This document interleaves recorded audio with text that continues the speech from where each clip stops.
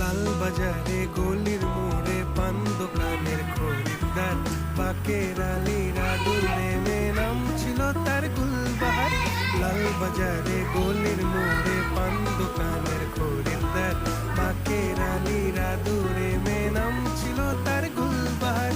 নাম ছিল তার গুলবাহার, দেখতে ভারী চমৎকার, তুলনা যে হয় না তার হোসনে আরা গুলবাহার। বাকের আলীরা নেমে নাম ছিল তার